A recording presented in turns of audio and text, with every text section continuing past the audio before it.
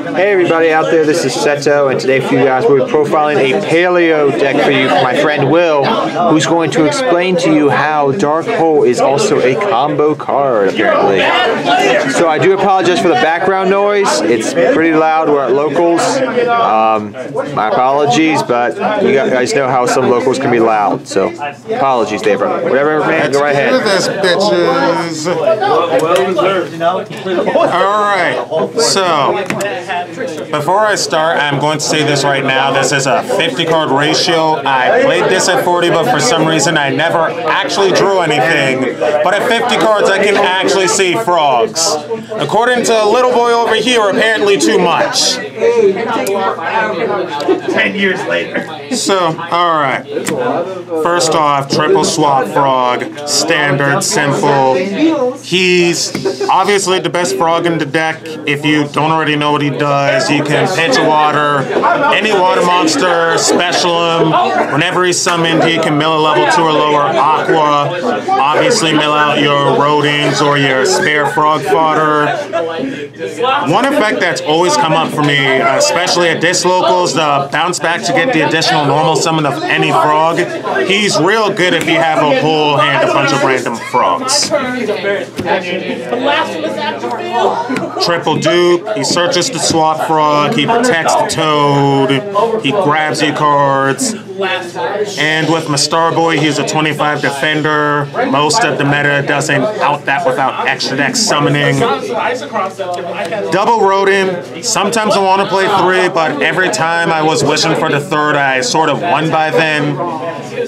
One thing that I love about rodent is, long story short, he counts as Death Frog on the board. That's sometimes relevant.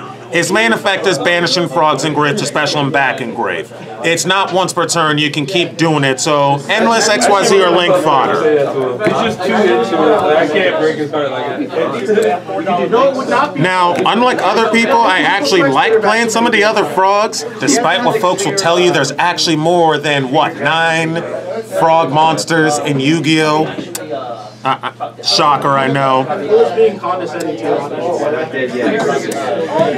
Double uni. Double uni. Effects, because most people probably don't even remember what this guy does. He can hop over your opponent's board, so like even if they have a full board of monsters, he can still attack directly if you're like short that extra 400. And if you have a frog next to him, he blows up the spell and trap. He's not bad. He was real good during Pendulum format, but he's alright now. If nothing else, he's a frog monster. If you have Rodent on board, because his name becomes Death Frog on board, if you swing directly, you get to pop stuff. So you can force your opponent to preemptively activate their stuff if you don't want to deal with their back row. Do you play anything that like deals Triple poison draw. He's not the grid. He's the worst, but at the same time the best extra frog to play. Just because whenever you send from field to graveyard, unless your opponent does this, you're always going to get a card out of it. So yeah, I like playing 3. If you don't need him, you just pitch him for swap, endless fodder. One flip-flop frog. If the effect of flip-flop frog, if for whatever reason this thing gets flip-face up, you bounce monsters your opponent controls up to the number of frogs you control. This card actually does not target, so this has been allowing me to out-deco talkers and Borloads like all day. Because if they don't play around it, they're going to lose their Borload Dragon. If they do play around it, then, you know, congratulations. They might have just taken a Duke Frog. You get to play mind games. That's 14 frogs. Decide if they're gonna send. Other cards I play, the 1 Max C. Even though it's 50 cards, I like playing Max C. Sometimes it makes me feel safe. Double fair card. If they don't have a water monster, they can't special summon, or no, they're not allowed to special summon unless it's water. Doesn't bother me at all. But, you know, sucks if you don't play water. Double Ash. A, because I'm too poor for the third one, and B, the third one doesn't always come up. This is basically because most decks, or most people, are not prepared to deal with both an Ash Blossom and a random Toad. So I kind of do like Ash. Sometimes she bricks, but, you know, more times than not, she's good. Because then my opponent can't be like, oh, well, I'm just going to activate Desires and try to bait it. It's like, okay, there's a card for your Desires. Triple Ogre. Long story short, I do not want to deal with the shitty Pendulum Trap card. It allows you to deal with field spells like, oh, like Last Resort, like Spiral Resort. There's a good one. And Union Hanger. One Lava Golem, double Kaiju. You don't need your normal summon, and you can out this whenever you want. Just play your deck. And then Gamma Seal's obvious. Water and Aqua. One ofs. The one Dark Hole combo card, I'll explain why in a little bit. Soul Charge, Raigeki. I don't like playing Twin Twisters, but I don't have time to lose to the Pendulum Trap. I don't have time for that.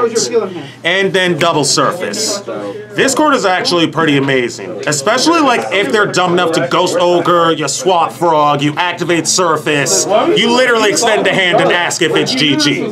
That's literally all you do. You can explain the Lava Golem win? Everyone needs time for Petrograph. No.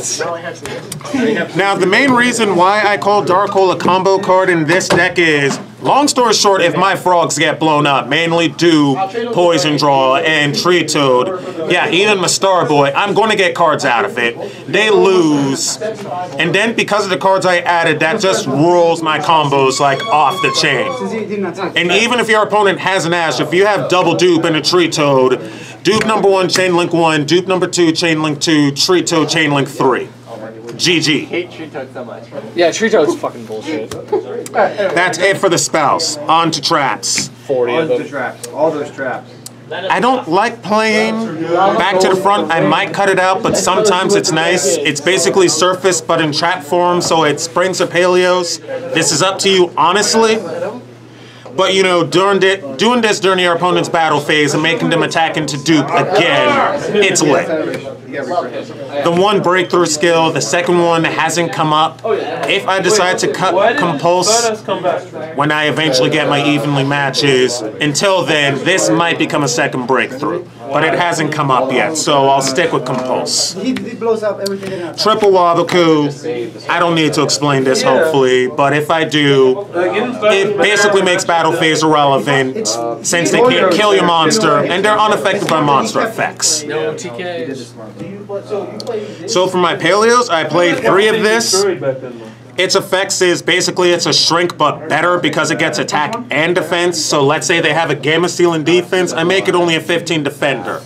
The main reason I play this, it's a chainable Paleo. So if I just need to get a random Paleo engrave, activate it, yada yada, do Paleo things, this comes back. Do Paleo things. That's the greatest explanation ever. 3 Dynamiscus, best Paleo in the deck. I target and banish. Discard is not a cost. It's kind of better than Karmika, sometimes. Double MST, just because, you know, typical Paleo nonsense. I don't know why I'm playing 3 Book of Moon, but when you go first, it's good. But if you go second against a Lichen deck, do side this out for appropriate stuff. Yeah, you do win games with it. You do. And then finally, double Lynchaconia. Sometimes I want to play a third, but it's never come up. Its effect is you target 1 banished card from either player, either yours or your opponent's, and then you put it back in the grave. I like main in Elise too, because if your opponent is doing the Omega nonsense and they don't banish this, it's like, okay, cool, put Omega back in grave, I'm going to get my card back. I do not have time for this. I do not have time for that. How many times are you gonna say that? Is that your catchphrase? Hashtag I don't got time for that. Hashtag I don't got time for that. We need just like Links. 1D code. I can make this pretty easy thanks to the frogs. Protects your stuff. He gets big because they need beaters. Love the violent slapdown. Double my Starboy. As I already said, he pumps up your guys' attack and defense. And he recycles. And he recycles. One proxy, I kind of like him just because he extends and he allows you to blow up stuff. If you steal your opponent's monster and you put it in a zone where proxy points to, you can make your opponent destroy their own card just to deal with your field Get some again. floating frogs in the grave too. Obvious, triple. The deck. The deck. He toolbox all your frogs. So if you're looking at Unifrog and Poison Frog being like, I'm going to dead draw this, he toolboxes them for you. He's the deck. He's 40 cards. You know, like, play 40 of them. That's the whole deck. Double Opabinia, she searches out your paleo stuff. She makes Lynchiconia and Anoyatilis so good. I still play one of this. I found this out last week because it's unaffected by monster effects. Even if they have decode, you can still pop and decode can't do anything about it. That's such a fucking, like, oh man. One Cat Shark. Like, Doubles up your rank 2s, makes them big. OTK. You talk faster. Yeah, just don't. You summon this Yell at you. to bounce stuff back. I like this. That card sucks. This effect. What it does, it targets one face-up special summon monster your opponent controls, makes it 0 until the end of turn, and it eats the effects. It allows you to kill beaters. One of this, detached, target one face-up card your opponent controls, negate its effect. You can't touch it, and it stays negated as long as this stays face-up. And for a possible side deck, because I do not have time for Buster. ABC Dragon Buster. Don't put that in front of me ever again. And typical side deck, Twin Twisters, an extra Kaiju, this strike. Goddamn, nigga, you won. Double wiretap, double goes and match, one of this, two of this, two of this. Shit and fuck this game. And by the way, Alright, so as far as record goes, because I'm just going to mention that I was 4-1, I lost to Pendulum Magicians in time because that Stuff sucks. happens. All right. Hope you guys enjoyed that. He's very angry right now, even though he won.